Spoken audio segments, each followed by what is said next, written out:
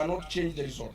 However, far this administration is willing to go, however dark its schemes, OLKALAU has proven one thing beyond doubt.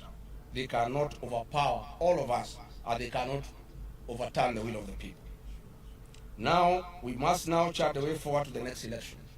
I want to admit and acknowledge that I, regarding Gachagua, and the people of Mount Kenya are to a huge extent responsible for the mess we are in as a country.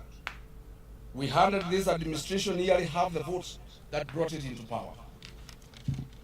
Our fellow Kenyans, we are sorry. We are keenly aware that we made a fatal mistake, and we are all living with its consequences. That being said, we are committed and working hard to correct that situation.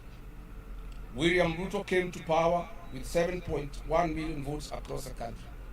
Mount Kenya is working hard to mobilize and deliver at least 7.1 million votes in 2027 on our own, so that we can wash away the sin we imposed on the Republic in its entirety.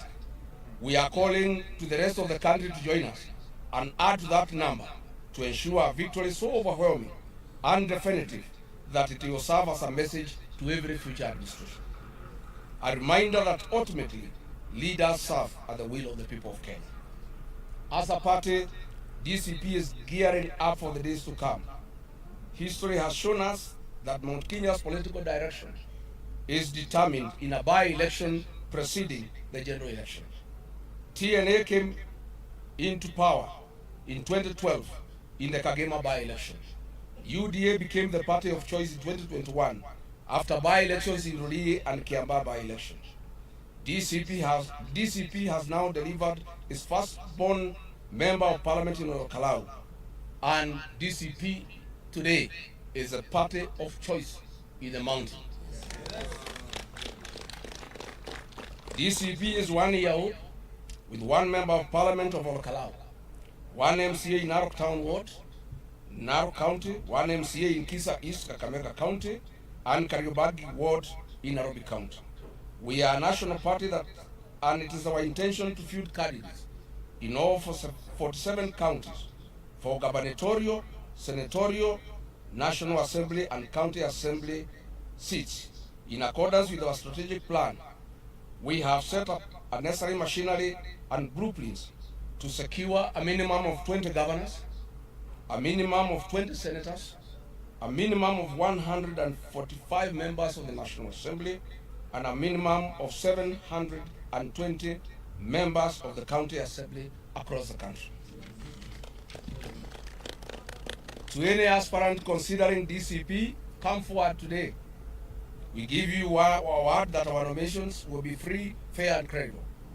Part of the popularity of Sammy Douglas Waweru Kamau as the DCP candidate was the credibility of the nominations DCP ran for the OLKALAU by-election.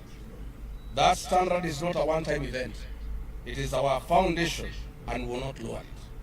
For the avoidance of doubt, this by-election marks the death of UDA in this region. William Ruto knows it, and we are aware he is already scheming.